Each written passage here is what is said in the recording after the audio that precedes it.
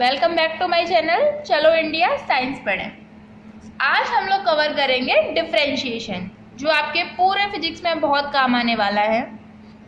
हालांकि डिफरेंशिएशन को आप लोग मैथ्स में पढ़ोगे, लेकिन जितना फिजिक्स में रिक्वायर्ड है वो हम यहाँ पढ़ेंगे। देखो, आप लोगों ने जब स्लोप पढ़ी थी तो आपने क्या पढ़ा था? स्लोप, जिसको हम लोग एम से रिप्रेजेंट करते थे, equal to change in Y over change in x.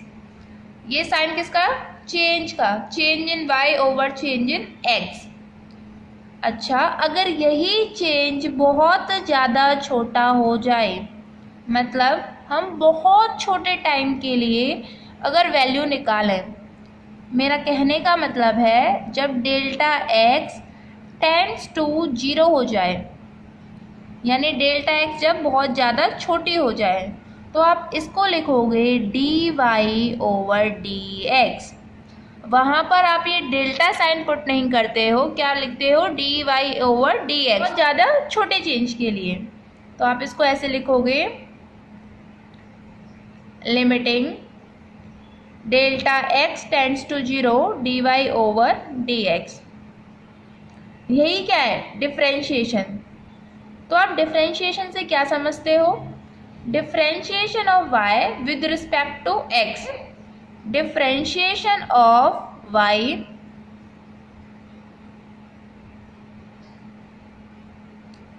with respect to x। हम लोग y को डिफरेंशिएट कर रहे हैं x के रिस्पेक्ट में। अभी वैल्यू पता है क्या बता रही है? ये इंस्टेंटेनियस चेंज को, क्योंकि x आपका बहुत छोटा है, तो ये क्या है? Instantaneous change. इसी को हम लोग क्या बोलेंगे? डिफरेंशिएशन। और ये एवरेज चेंज है।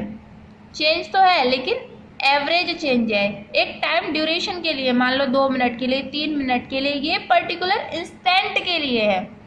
डिफरेंशिएशन समझ में आया? बहुत ज़्यादा स्मॉल चेंज जब होगा तो हम लोग क्या कर देते हैं? डिफरेंशिएशन कर देते हैं। इंस्टेंटेनियस वैल्यू निकालनी हो फिजिक्स में तो हम लोग क्या करेंगे? डिफरेंशिएशन करेंगे।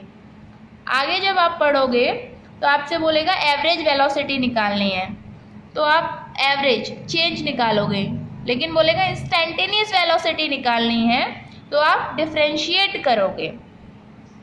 अब डिफरेंशिएशन करना सीखो, जिसकी आपको आगे ज़रूरत पड़ने वाली है न्यूमेरिकल्स में।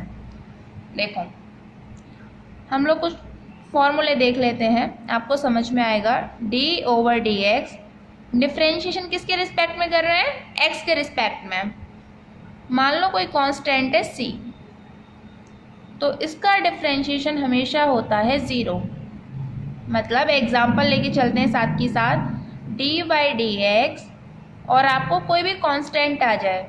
कांस्टेंट आपको पता है क्या होते हैं? जिनकी वैल्यू फिक्स होती है। वेरिएबल जिनकी वैल्यू फिक्स नहीं होती है, जैसे a b c d x y z, जो भी आप इस्तेमाल करते हो।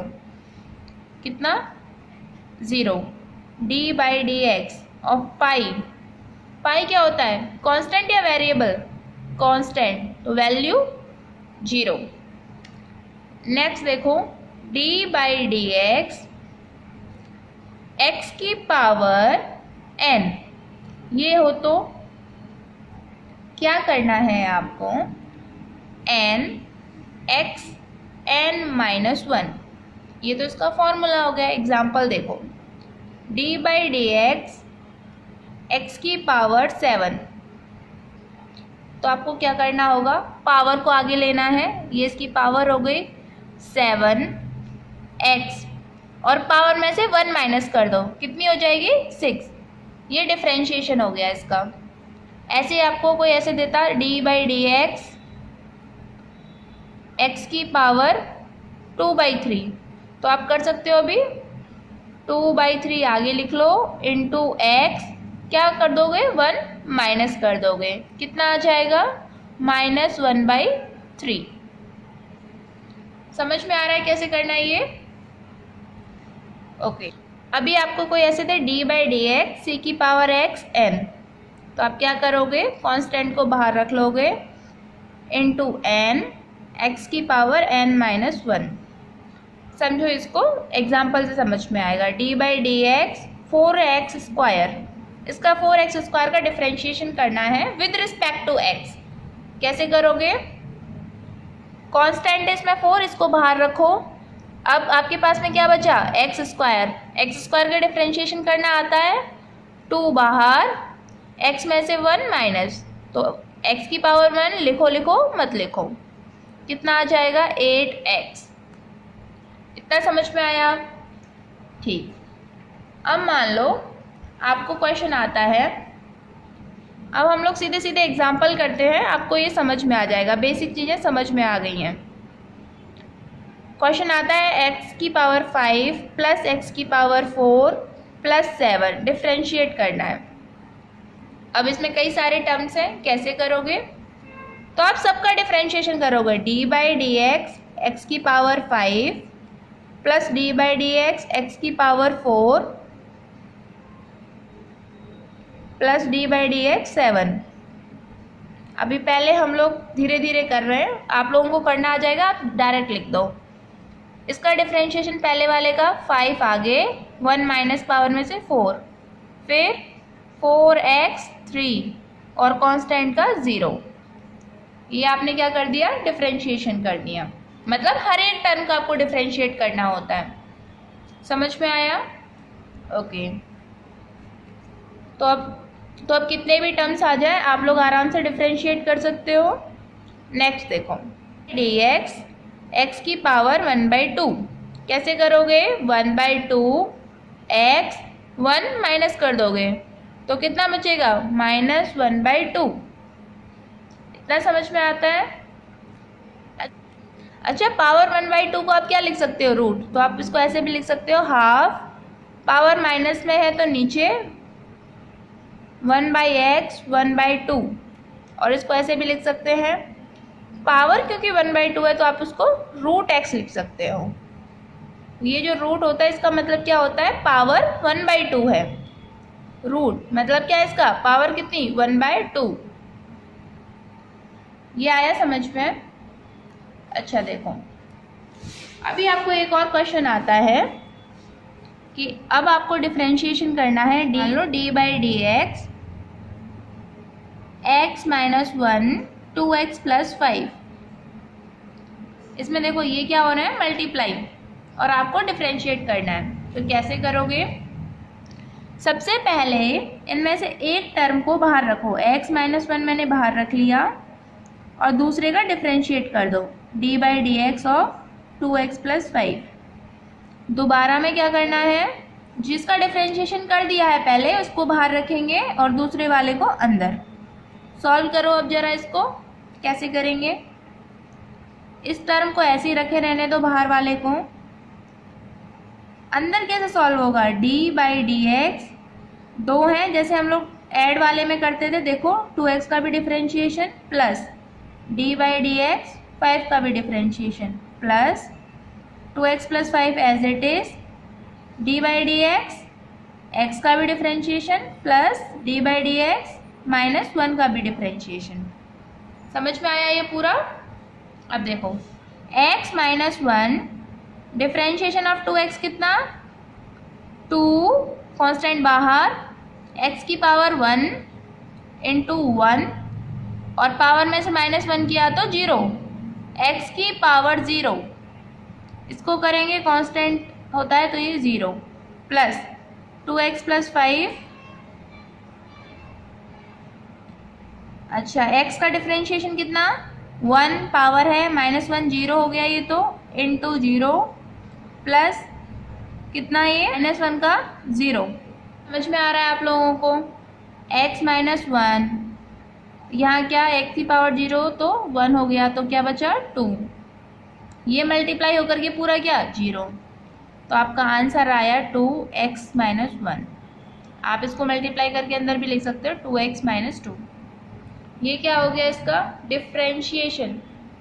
सिंपल मल्टीप्लाई वाला आता है तो क्या करना है, एक टर्म बाहर, दूसरे का डिफ्रेंशिएशन, फिर जिसका डिफ्रेंशिएशन कर दिया वो बाहर, दूसरे वाले का डिफ्रेंशिएशन। सिंपल। ये आया समझ में? ऐसे ही अगर आपको डिवाइड वाला आता है वो आपको ध्यान रखना है। देखो, D by D x 3x plus 4 upon 4x plus 5, तो कैसे डिफ्रेंशिएट करोगे? इसमें रूल फिक्स है, पहले जो नीचे है मतलब जो डिनोमिनेटर है उसको आप बाहर रखोगे और दूसरे वाले को डिफरेंशिएट करोगे। माइनस, अब की बार जिसका डिफरेंशिएशन हो गया है उसको बाहर रखोगे और दूसरे वाले को डिफरेंशिएट करोगे। 4x + 5 अपॉन जो डिनोमिनेटर है आपका उसका स्क्वायर करोगे, 4x + 5 का स्क्वायर करोगे। समझ में आया कैसे करना है? अब देखो 4x + 5 इसको डिफरेंशिएट करेंगे तो क्या आएगा? अब आप ऐसे ही सॉल्व कर सकते हो। 3x का डिफरेंशिएशन 3 आएगा, कांस्टेंट 0 हो जाएगा, माइनस 3x + 4, पहले 4x का डिफरेंशिएशन 4 आ जाएगा, 5 0 हो जाएगा, अपॉन 4x + 5 का होल स्क्वायर। आगे पूरा सॉल्व करके लिख सकते हो 3 × 4x + 5 माइनस 4 × 3x + 4, 4x + 5 का होल स्क्वायर। आगे सॉल्व करना जानते हो, सॉल्व कर सकते हैं। 3 4 जा 12x + 15 minus 12x minus 16 upon 4x + 5 का होल स्क्वायर। ये 12x माइनस 12x गए, 15 माइनस 16 कितना? माइनस का 1 अपॉन 4x + 5 का होल स्क्वायर। तो ये आपने सॉल्व कर लिया। तो आप इसमें क्या रूल लिख सकते हो? d/dx a/b अगर आता है तो आपको सबसे पहले b को बाहर रखना है, यानी डिनोमिनेटर को, b/dA/dx minus a dB/dx upon b का स्क्वायर। ऐसे मल्टीप्लाई वाले में क्या लिख सकते हो? d/dx a × b अगर आता है तो b/dA/dx प्लस a dB/dx। ये रूल समझ में आए? डिफरेंशिएशन आपको समझ में आया? बस कुछ एक फॉर्मूले आपको याद रखने हैं। d/dx sin x का डिफरेंशिएशन होता है cos x और cos x का डिफरेंशिएशन होता है sin x और cos x का डिफरेंशिएशन होता है माइनस का sin x। ये बस आपको याद रखना है। sin x का डिफरेंशिएशन cos x का डिफरेंशिएशन माइनस sin x।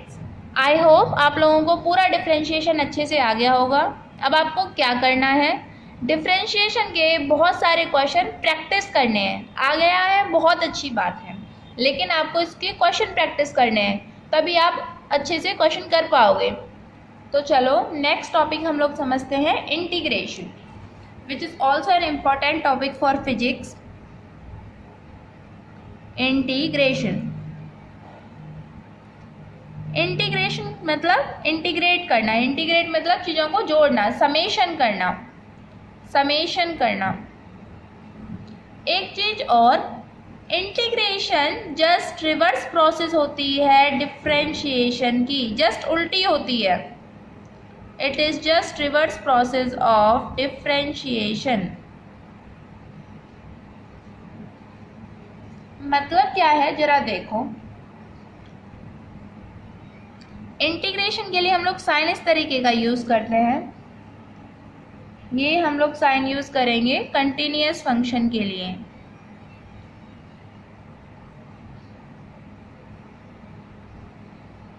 ये आप अभी क्वेश्चन करोगे सब समझ में आ जाएगा। हम लोग सीधा क्वेश्चन से स्टार्ट करते हैं। देखो आपको आता है इंटीग्रेट करना है x dx। x का इंटीग्रेशन करना है किसके रिस्पेक्ट में? x के रिस्पेक्ट में। इतना समझ में आया? तो आपको क्या करना है? फॉर्मूला है x n+1 अपॉन n+1। हम लोग सीधा एग्जाम्पल करते हैं, उससे आपको पूरा अच्छे से समझ में आ जाएगा इंटीग्रेशन करते कैसे हैं। देखो integrating x with respect to x की पावर दे रखी है n, इसका इंटीग्रेशन करना है इसके रिस्पेक्ट में। तो आपके पास फॉर्मूला होता है x n+1 upon n+1। Example से समझो, ऐसे आता है x² dx, इंटीग्रेट करना है तो आप क्या करोगे, एक n+1 जो भी पावर है उसमें 1 ऐड करो। डिफरेंशिएशन में क्या करते थे, माइनस, इसमें ऐड कर दो x⁻³ और जो आपका ऊपर पावर आई है उसी से नीचे डिवाइड कर दो, सिंपल। ओके, x⁻5/2 dx, अब कैसे कर दोगे, +1 तो क्या आ जाएगी पावर, 7/2 अपॉन 7/2। अच्छा, ये ऊपर चला जाएगा तो इसको ऐसे लिख सकते हैं 2/7 x⁻7/2। ये समझ में आया कैसे इंटीग्रेशन किया हम लोगों ने। ओके, इसमें बस आपको एक एक्सेप्शन का याद रखना है, इंटीग्रेशन अगर आता है 1/x dx तो इसको ऐसे नहीं करना है। अगर x को ऊपर लेके जाएंगे तो पावर -1 हो जाएगी dx। तो अब आपको ऐसे नहीं सोचना है +1 किया 0, नहीं, x की पावर ये 0, ये नहीं होगा, ये गलत है।